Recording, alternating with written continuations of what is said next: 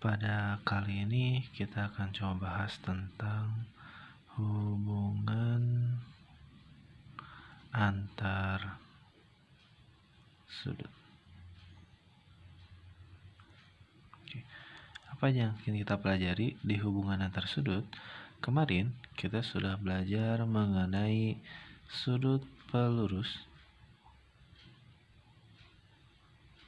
dan sudut penyiku.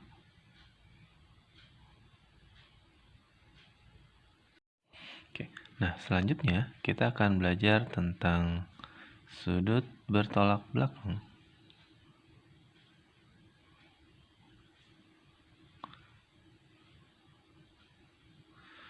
dan sudut-sudut yang terbentuk oleh dua garis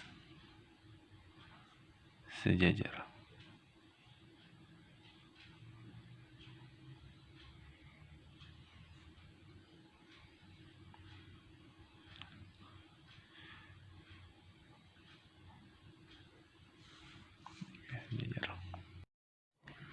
Pada sudut bertolak belakang, kita lihat gambar berikut.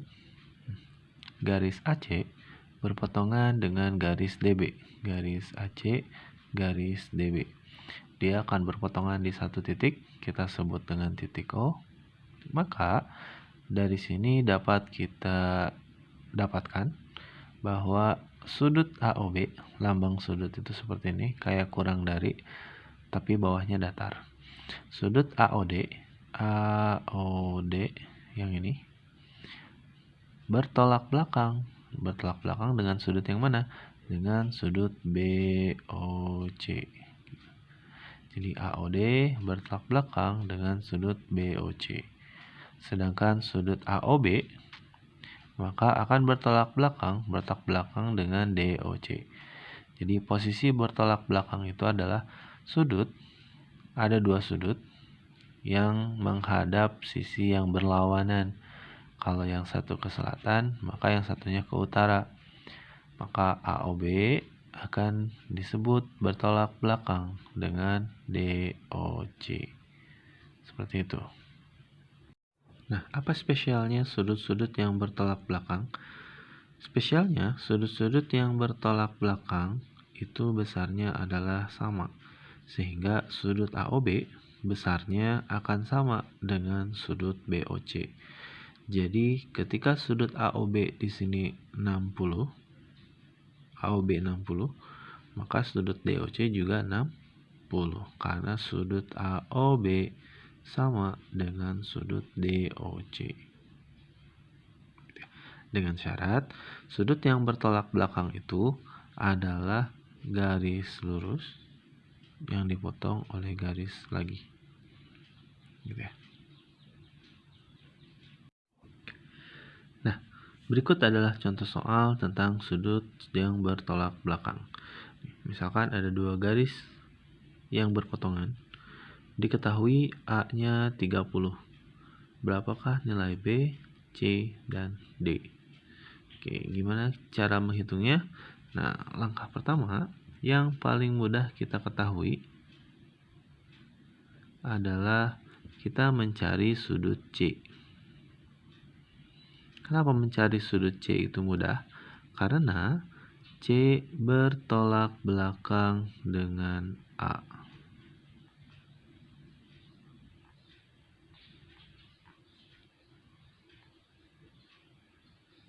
Karena posisinya saling berlawanan arah. Gitu. C bertolak belakang dengan A sehingga besar C sama dengan besar A. Besarnya 30 derajat. Gitu. Mudah kan ya? Nah, gimana cara mencari nilai B? Cara mencari nilai B, ini materi yang kemarin kita pelajari. B berpelurus dengan A. Nah, ingat sudut yang berpelurus, bahwa sudut yang berpelurus jumlahnya adalah 180, sehingga A ditambah B sama dengan 180. A-nya 30, sehingga 30 tambah B 180. B-nya semua ruas dikurangi 30, sehingga 180 kurangi 30 hasilnya 150. Itu nilai B. Nah, terakhir berapa nilai C? Berapa nilai D? D bertolak belakang dengan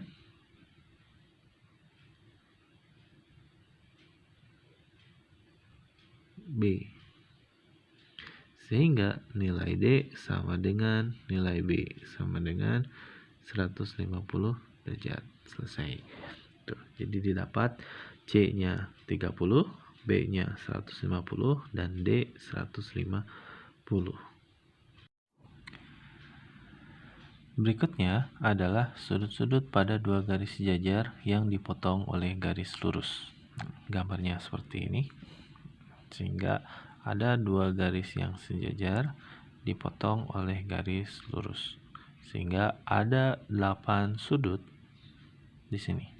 Kita sebut dengan A1, 2, 3, 4. Yang keduanya B1, 2, 3, 4. Oke, ada dua kasus pada ini. Ada sudut-sudut yang sama besar, ada sudut-sudut yang tidak sama besar. Sudut-sudut yang sama besar ada 3. Kita namai sudut sehadap, sudut dalam berseberangan, dan sudut luar berseberangan.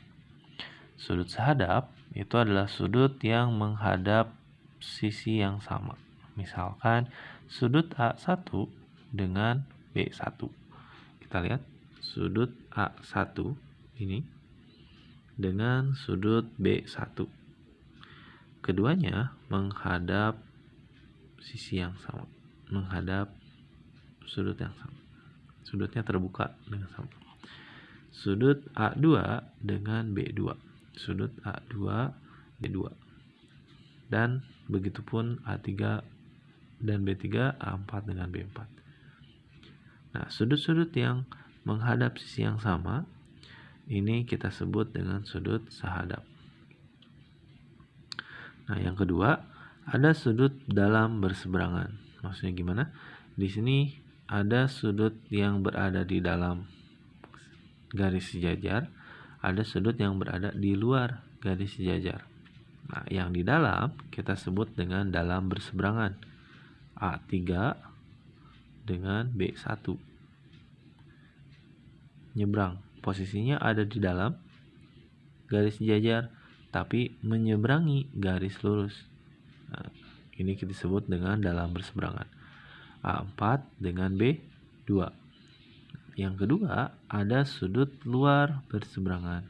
Berarti kalau di luar, artinya sudutnya ada di luar garis sejajar. A1 dengan B3. Sama-sama di luar dan melewati garis B3. A1, B3, A2, B4. Nah, sudut-sudut yang ini sama besar.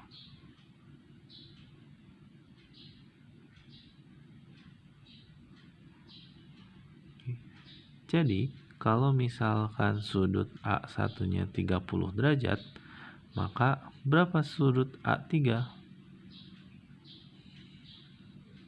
Nah, ingat, A1 dengan A3 itu bertolak belakang yang tadi kita pelajari. Sehingga kalau A1 30 derajat, maka A3 juga 30 derajat. A3 30 derajat, berapa B1? A3 dengan B1 itu dalam berseberangan. Besarnya sama, sehingga B1 juga 30 derajat. A1 dengan B3 itu luar berseberangan. Maka besarnya sama, sehingga ketika A1 30 derajat, maka B3 juga 30 derajat. Nah, yang kedua, itu ada sudut-sudut yang tidak sama besar. Kita namai dengan sudut dalam sepihak dan sudut luar sepihak. Maksudnya apa sepihak? Kita lihat A4 dengan B1. keduanya ada di dalam, tapi tidak berseberangan. Nah, artinya keduanya menghadap sisi yang sama. Kesini semuanya menghadap. Gitu ya. Atau A3 dengan B2. A3 dengan B2. Keduanya menghadap ke sebelah sini. Untuk kondisi sudut seperti ini tidak sama besar, tetapi jumlahnya 180.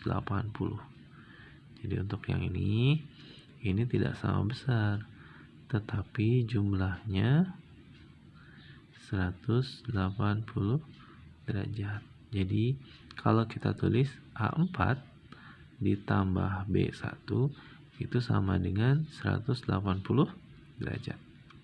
Atau yang luar sepihak. Ada A1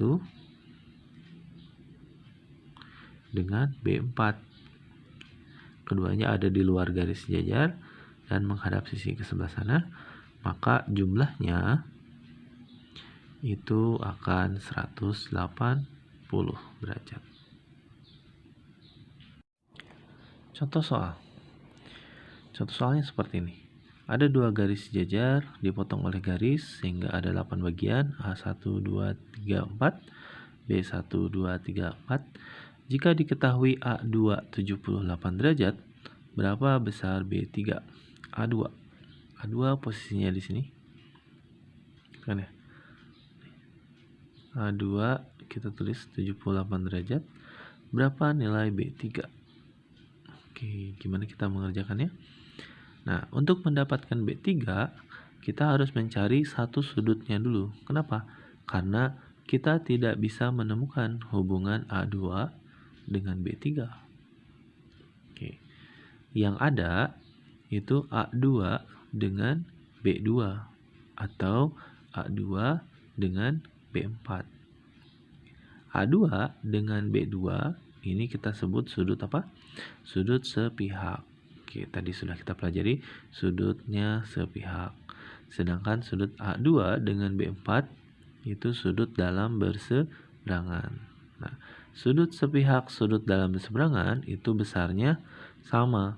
Jadi, ketika kita punya sudut A2 sama dengan 78 derajat, maka sudut B2 sama dengan A2 78 derajat. Setelah kita mendapatkan sudut B2, maka untuk mencari B3 kita pakai konsep sudut berpelurus karena B3 dengan B2 itu sudutnya berpelurus. Sehingga B3 berpelurus dengan B2 sehingga B3 ditambah B2 sama dengan 180. B2 kita dapat tadi 78. Sehingga kedua ruas dikurangi 78 didapat B3 sama dengan 180 dikurangi 78. Jadi jawabannya 102 derajat. Itu mudah. Jadi konsep-konsep yang sudah kita pelajari tadi bisa diaplikasikan ke sini. Oke, contoh berikutnya. Masih ingat dengan soal ini? Oke, diketahui ada dua garis jajar dipotong oleh sebuah garis. Nah, sehingga ada 1, 2, 3, 4, 5, 6. Diketahui sudut 1 besarnya 95 derajat. Besar sudut 2 ini nih 110. Yang ditanya berapa sudut yang ketiga? Gimana cara mencarinya? Cara mencarinya ini ada dua cara, tapi yang akan Bapak bahas cuma satu aja. Satunya lagi boleh kamu cari sendiri, oke? Nah, caranya gimana? Caranya itu kita bisa cari dulu sudut yang kelima. Karena sudut 1 ini diketahui 95 derajat. Sudut 1 dengan sudut 5 itu saling berseberangan, dalam berseberangan, sehingga sudut besar 5 M besar sudut 5 itu sama dengan besar sudut 1, yaitu 95 derajat. M di sini lambang untuk besar sudut 5. Nah, berarti sudut 5 sudah kita ketahui, ini 95 derajat. Berarti untuk mencari 3, kita cukup cari besar sudut 6. Nanti 6 tambah 5 tambah 3 itu totalnya 180 derajat sudut dalam segitiga. Oke. Gimana cara mencari sudut 6? Nah, kita lihat sudut 6 dengan sudut 2 ini saling berpelurus. Garis lurus dibagi 2, gitu kan ya? Oke, sehingga besar sudut 6 ditambah besar sudut 2 itu 180. Oke, sudut 6 yang kita cari, sudut 2 110 sudah diketahui sama dengan 180, sehingga besar sudut 6 kedua ruas dikurangi 110 hasilnya adalah 70 derajat. Oke, sudut 5 sudah kita ketahui, sudut 6 sudah kita ketahui, maka selanjutnya kita pakai sudut dalam segitiga. Sudut dalam segitiga itu besar sudut 6 ditambah besar sudut 5 ditambah besar sudut 3 itu totalnya 180 derajat. Sudut 6 70, sudut 5 95 derajat, dan sudut 3 yang kita cari. Oke, 70 tambah 95 berapa? 165. Besar sudut 3 sama dengan 180. Oke, kedua ruas dikurangi 165 sehingga hasilnya adalah 15 derajat.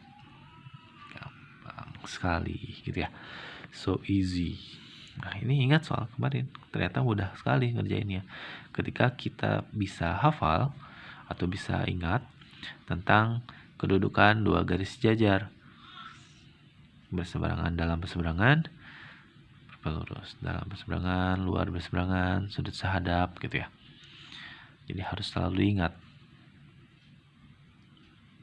Nah, itu tadi sudah kita pelajari sudut bertolak belakang dengan sudut yang terbentuk oleh dua garis sejajar. Maka materi kita sudah selesai sampai di sini. Oke, selamat belajar. Dipelajari ulang, soal-soalnya dikerjakan. Selamat ulangan.